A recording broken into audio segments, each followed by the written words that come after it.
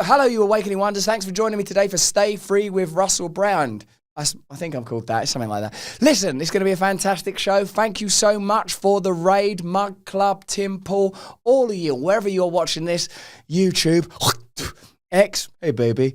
You'll have to join us eventually on Rumble and get Rumble Premium if you want to have an ad-free, sexy experience, because that's what we are offering you here. Join us. Let me know in the comments and chat what you think when we talk about Building 7 and conspiracies more generally, and the resurgent, re-emergent Christianity as discussed by Charlie Kirk and Bill Maher. It's going to be a brilliant show today. You're going to love it. For the first 20 minutes or so, we'll be streaming everywhere. Great rivulets of filthy stream accessible to all, but eventually we'll just be on Rumble Premium. First, conspiracy theories are now conspiracy facts. We all know that. Once you have Bobby Kennedy, once you have someone like Bobby Kennedy taken from the very periphery and the margins and placed to the center of political power, all bets are off. But did you ever think you would hear 9/11 discussed like this? No, here's the fucking news. Oh no, they lied to us. We know they lied to us about 9/11. What else are they lying about? We all know when these great ruptures and echoes emerge in our culture that they're an indication of a deep ulterior truth. And 9/11 was the fall of the Tower of Babel. 9/11 was the end of the West.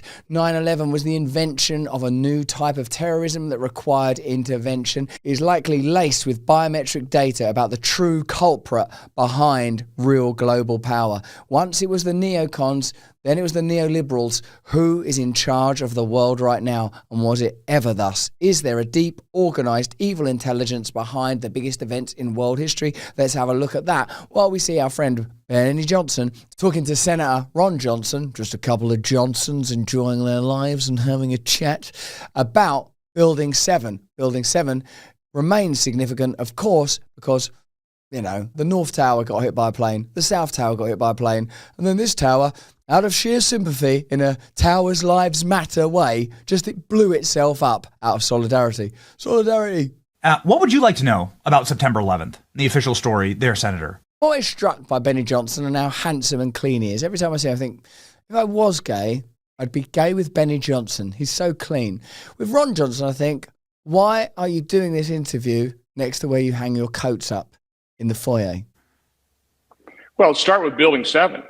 Again, I don't know that you can find structural engineers other than the ones that have the corrupt investigation inside NIST that would say that thing didn't come down in any other way than a controlled demolition.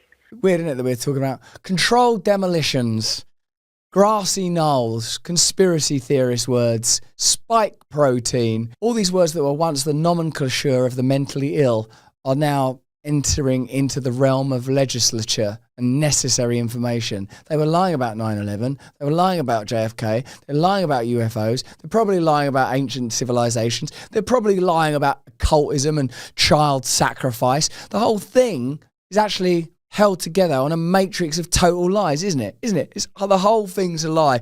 All of the institutions that we trust, if you were to investigate and interrogate them, you will find that they are laced together, threaded through with total deception and corruption. I mean, you just look at that. You talk about molten steel. Again, you listen to the documentary Bravo 7.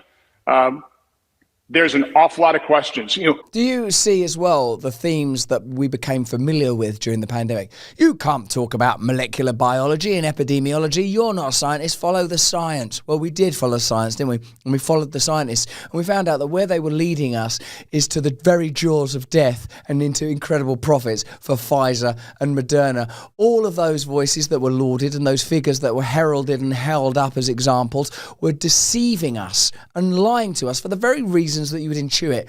This grants the state greater ability to regulate, Big Pharma the opportunity to profit, Big Tech and the state the opportunity to surveil and censor, as well as the more generalised advantage of a docile, subjugated and compliant global population that can be controlled and exploited by elites.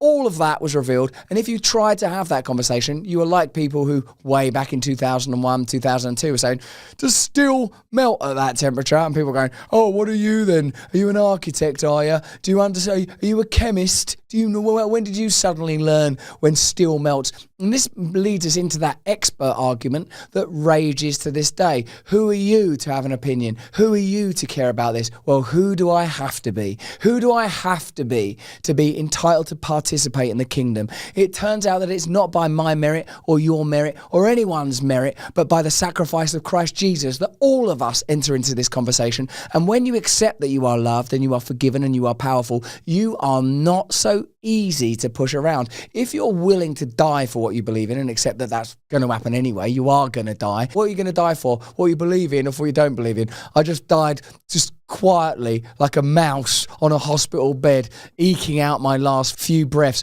I died because of a bad diet. I died because of migrating spike proteins. I died because of a government conspiracy. You're going to die. If all of your gods are anchored to the material world, get ready for their departure. Find the sublime, find the divine now, in order that you may empower yourself to serve.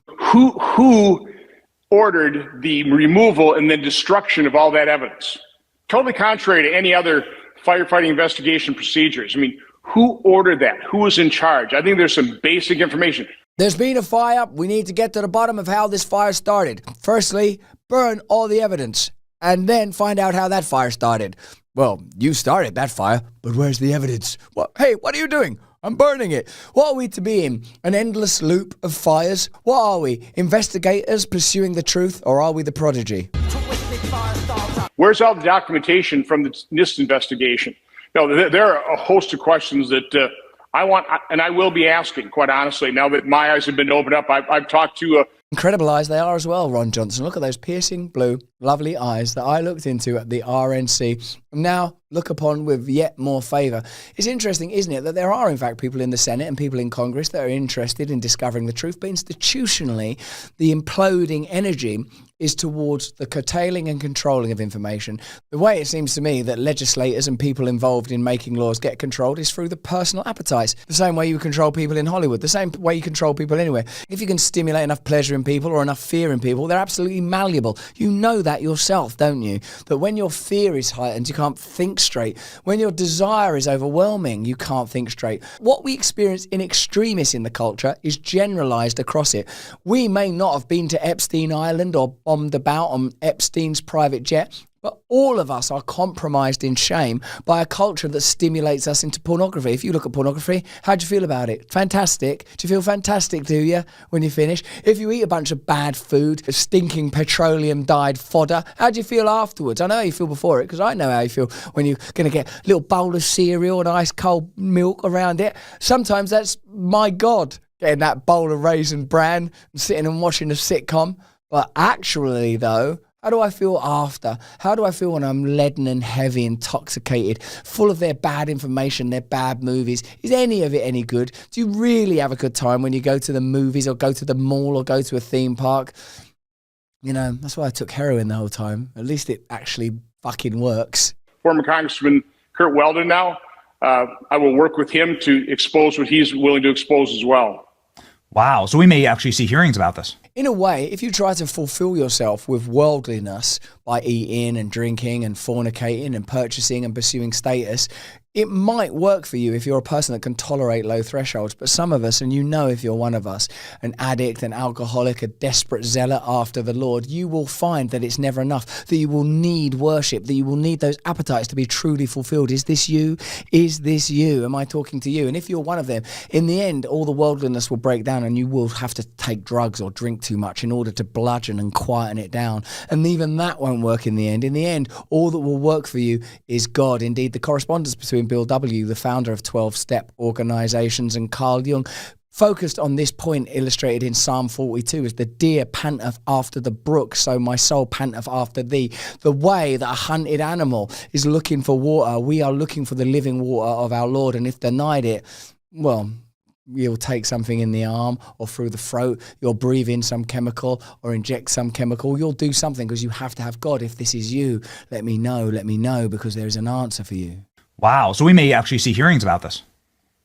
I think so. And by the way, this has opened up when my ranking member now, when he was chairman of the Permanent Subcommittee Investigation, he did the investigation on the PGA and LIV Golf and the PIF. Part of that is we had 9/11 families coming forward and saying, we want the FBI files unredacted. We want those made available in terms of what happened. What did the FBI know what happened? So we got engaged with that on a bipartisan basis. We want to get those answers, those documents for the families. Again, we didn't get squat from the FBI. So hopefully now, with this administration, I think President Trump should have some interest, being a New Yorker himself.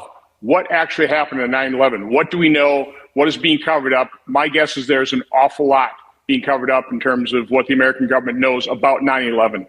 There's been a cover-up, and not the first and not the last. This is the time of revelation and disclosure, where we're learning the degree to which we were lied to during the pandemic, but also in the preceding years. I imagine every single one of those events around which there are abundant theories has at least some further revelation to be made. Look into celebrity deaths, the death of Diana, the death of Elvis Presley, the death of Michael Jackson. Of course, any big event is going to conjure up discussion and controversy. Even more huge events like 9/11.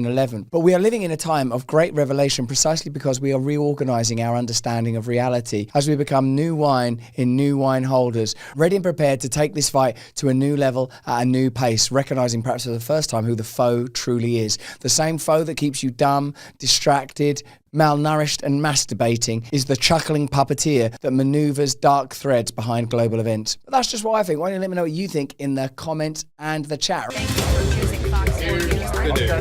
No, here's the fucking news. Okay, we'll be with you for a few more minutes if you're watching us on YouTube or wherever you're watching us. We'll be back in a few minutes with our whole team chiming in about the news events of the week. Before we leave you, here's a quick message from one of our partners. Rough greens. That's how my dog demands he's rough greens. My dog's got health challenges. We've all got a lot of challenges. The simple truth is that most dogs aged over 10 years old will die of cancer. Not turbo cancers, unless you've been vaccinating your dogs. But life comes to an end. But why should your dog's life come to a premature end? It should. Premature is never good. Premature ejaculation, bad. No one likes that, do they? Oh, sorry, dear. It's a bad thing. Don't have a premature dog death. Give them rough greens instead. 50% of dogs over 10 will die of cancer, and the other 40 to 50% suffer miserably from skin issues or joint problems and premature ejaculation. But why would you even have a time limit for how quick your dog should ejaculate? What are you, pervert? This is widely attributed to your dog's diet. Give them rough greens. Rough greens. Rough greens. I give my dog rough greens, even the one I don't like as much. Give some rough greens to her as well. I'm trying to have dog equality. So here's the good news. These numbers are what inspired naturopathic doctor Dennis Black to create rough greens. Rough greens. Rough Greens. With thousands of testimonials and 5-star reviews every month, Rough Greens is now the #1 all-natural dog supplement in the United States of here. They have helped millions of pups like mine stay active and be healthy, and your pup could be next. You don't have to change your dog's food to improve your dog's health. Just add a scoop of Rough Greens. Fetch a free Jumpstart trial bag for your dog today. You just cover the shipping. We're going to give you a trial bag for nothing. And if you're in Bogota, Colombia, you can have one of them. They hate that in Colombia. Don't include that. Go to roughgreens.com. Just use the promo code Russell. That's RUFFgreens.com and use the promo code Russell. Sausages. You don't have to change your dog's food to improve your dog's health. Just add a scoop of Rough Greens. You can just give it a little scoop of Rough Greens. Your dog will live forever. Then your dog will eat you when you're dead. And that's the circle of life. It's the circle of life. Rough Greens.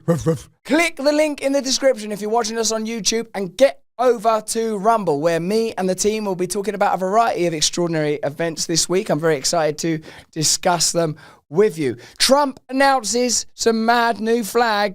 Putting up a beautiful, almost 100-foot tall American flag on this side and another one on the other side, 2 flags, top of the line. And they've needed flagpoles for 200 years. It was something I've often said, they don't have a flag